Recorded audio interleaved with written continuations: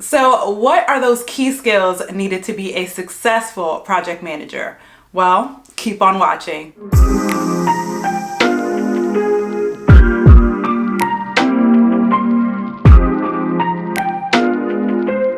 Hello YouTube family, welcome back to my channel. I'm Christina and this is Cultivated Chrissy. Now, in today's video, I'm giving you those top 10 skills that you need to master in order to be a great project manager. So let's jump right into it. So of course, the first skill that I'm going to mention is communication. Communication is the #1 skill that all project managers need to master in order to be a great PM, okay? 80% of what you're doing on a project is just a series of communications. And so you need to master this both verbally and non-verbally, okay? Written. You need to make sure that you're mastering this particular skill. As a project manager, you're gathering a lot of information, you're doing your follow-ups, you're reporting on challenges and updates throughout the project, and so clear and frequent communication is needed. So of course, like I said, you want to make sure that you master this skill or it will cause confusion, okay? Communication is key. So the next skill is leadership. Now, there are not many jobs that you can step into and automatically be placed in a position of leadership. But being a project manager, that happens, okay? You're thrown into situations where you're managing people from your CEO to your frontline staff, and you are responsible for taking the reins and leading them to completion of the project. A lot of times you'll hear my VP or my CEO even say, Christina's gonna get us together. She's gonna handle it. Right? And it really shows the leadership and shows that they trust my leadership, right? They know that I'm going to take them through completion of the project. They may not know as they sit there how we're going to get there, but they know that I'm going to step up, I'm going to lead them and facilitate gathering the information needed to make a plan and help them to execute it. So that really does show the leadership. Next, we're talking about the technical skills of a project manager. You 100% need the skills in order to do the job, right? We have an entire manual devoted to understanding project management and how to properly execute projects. You don't drive a tractor trailer without knowing the technical requirements on how to do that, right? You don't become a doctor and start operating on patients if you don't have the technical skills. And so you don't do project management and you don't have the technical skills for that as well. So you want to make sure you're learning the technical skills, even if it's as you go, okay? You're learning those skills and you're mastering them. So what are the technical skills that I'm referring to? Knowing how to develop the charter, knowing how to do your stakeholder matrix and your communication plans and your training plans, putting your schedule together, doing your risk management, understanding the KPIs of a project. All of those things are really important and you want to make sure that you master them. There's a really helpful tool. I will link it down below, but it's PMI's or the Project Management Institute's key knowledge areas and process groups.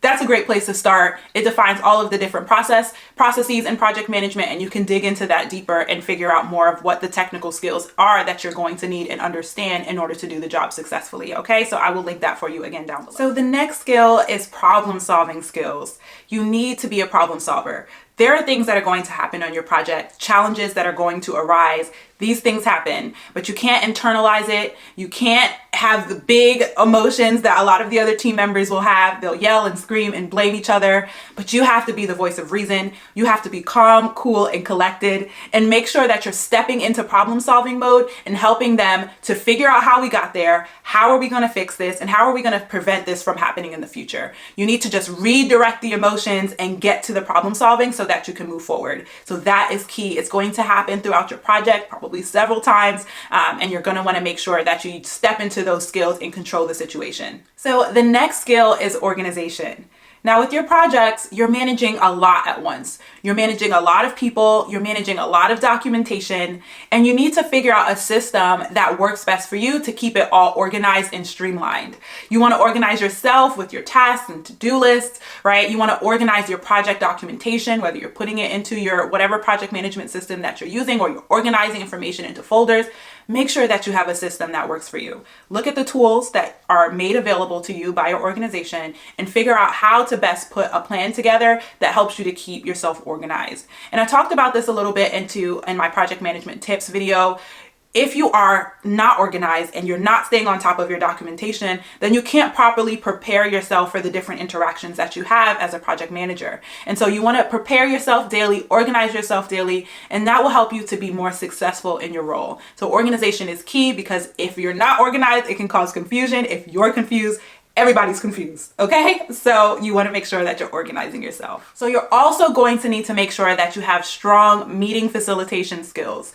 You're going to have a lot of different meetings throughout the life of your project. And yes, some things could be emails. We don't need meetings for everything, but you have a lot of meetings. And you want to make sure that the time you have in those meetings are productive. And how are you making sure things are productive? By being prepared before you even get there, right? You have the documentation that you have kept up with and can prepare yourself by looking at in advance. You've developed your agendas and sent that out in advance in your PowerPoints. You're in the meeting clearly defining the objectives and the outputs needed, managing the time so that people aren't talking over things and wasting the time in the meeting. And you're at the end of each meeting getting the particular output that you were looking for. So you want to make sure that you're having those productive sessions because it's going to move your project along. The next skill that you need to master is active listening skills.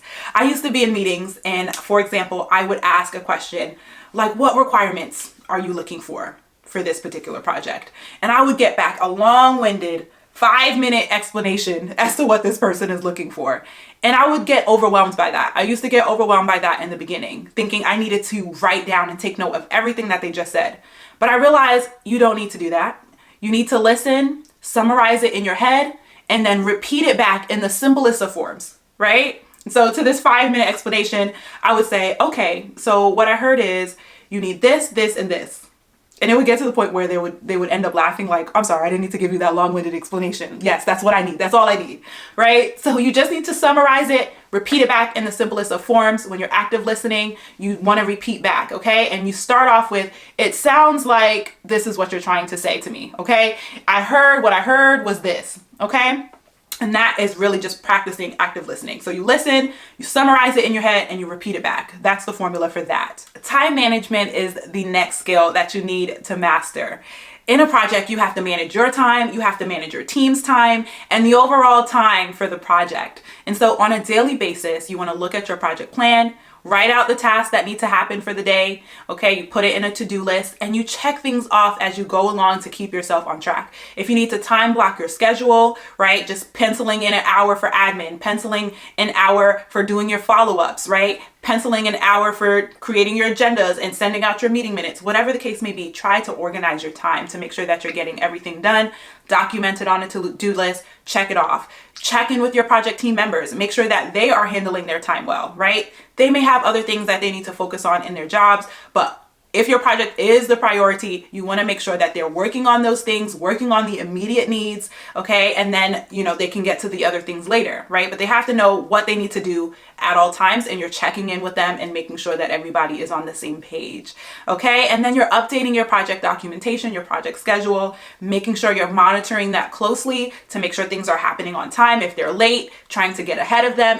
If they're late, also you're documenting why that is. So staying on top of time is key so that you can meet the deadline set for your project. So the next skill that you need to master is negotiation. You're going to be working with a lot of different people, both internal team members and your external team members, right? People like your vendors. And so you want to make sure that when they push back on things, because they will push back on the things that they've been assigned, that you can push back on those pushbacks. You can push back on those excuses that they decide to give you, okay? And you want to do this by making sure you have clear objectives, you have clear priorities, you know what everybody needs to get done, and you can communicate that, you can push back. But you need to be able to do that with finesse, okay? You want to be likable, you want people to want to do things for you, okay? And it just makes it easier when you're doing it with finesse and people actually like you. So you want to do it in that manner, okay? You want people to say, I have a lot to do, but Christina, I got you, I'll do it, I'm gonna get it done. There's a way to go about it. Make sure that you know how to talk to people. If you've done DISC, where you're understanding the different personality types, this is where this is really helpful. If you're talking to, a dominant eagle type personality versus a person that has a fun and excited personality, you want to say things in a way where it most appeals to them. So all of that is a part of the finesse and the art of negotiation. So you want to make sure that you're doing that. Definitely a skill to master. The next skill that you need to master is confidence. I've seen project managers who don't have confidence in themselves. And when that happens, you're facilitating meetings and people are constantly taking over, things are not smoothly transitioning from one phase to the next or from one topic to the next. You have deadlines that keep getting pushed back because people aren't doing the work and you're just like, okay, get to it when you can. You know, you need to have confidence and you need to be able to push back on people. Don't be timid, don't be shy.